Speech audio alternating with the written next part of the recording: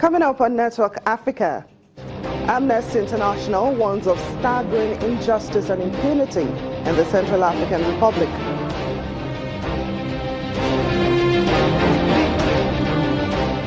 The Gambia's President Yahya Jammeh insists it's only the Supreme Court that can decide who will be the country's next president.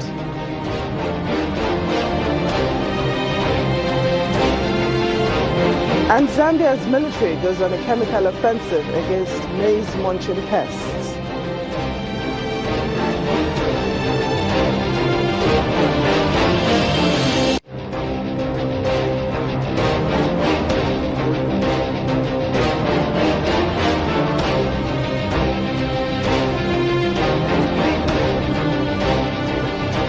Hello and welcome to the program. I'm Temitope Fagbemi. Human rights group Amnesty International has warned of impunity on a staggering scale in the Central African Republic as the country tries to get back on its feet after a devastating civil war.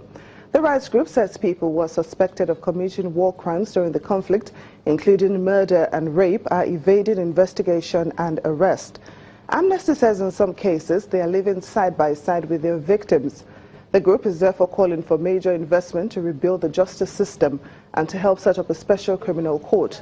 The first steps to establish the court have already been taken, but the group says more needs to be done, including providing funding and foreign judges.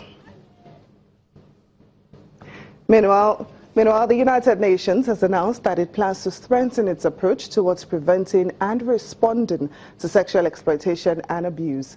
The body says it is creating a high-level task force aimed at ending impunity and supporting victims as part of efforts to curb sexual exploitation and abuse by United Nations personnel. The United Nations was criticized last year for its slow and insufficient response to allegations of sexual abuse committed by Blue Helmets in the Central African Republic. Last month, an independent review panel accused the UN and its agencies of grossly mishandling allegations of child sexual abuse in 2013 and 2014 by international peacekeepers in the Central African Republic. In its report, the panel also criticized how the UN and its agencies dealt with alleged abuse charges in the CAR, calling it seriously flawed and a gross institutional failure.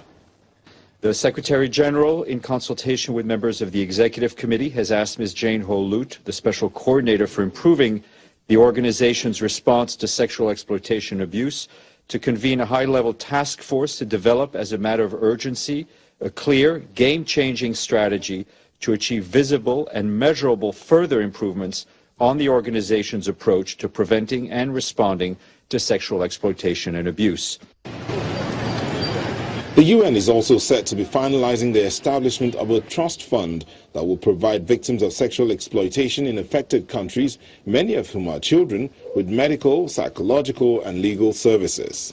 Task force will use the upcoming report of the Secretary General on Special Measures for Protection of Sexual Exploitation to present elements of the strategy, and the chair is therefore charged to consult widely and appropriately with all stakeholders among member states, across the UN system, and with other relevant organizations. The task force is expected to propose new measures by February. The German government has approved the deployment of 8 attack and transport helicopters, as well as 350 additional soldiers to Mali as part of the UN peacekeeping mission.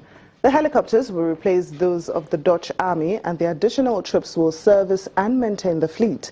After the deployment, Germany will have some 1,000 soldiers in Mali, taking part in the 15,000-strong UN mission that oversees a peace agreement agreed on in 2015 between the government and the rebels. The additional deployments will have to be approved by the Bundestag, that's the lower house of parliament. The 4 attack helicopters and a similar number of transport machines will stay in Mali until mid-2018.